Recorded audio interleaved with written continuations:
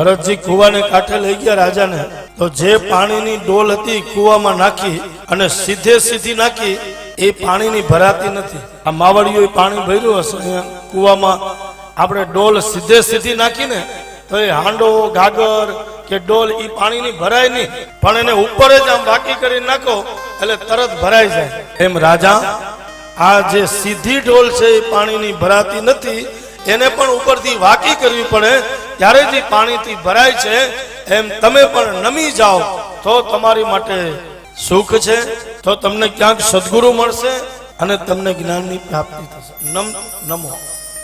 અને ભાગવત કહે છે કે જે નમે છે ને એ જગતને ગમે છે. ભાગવત શું કહે?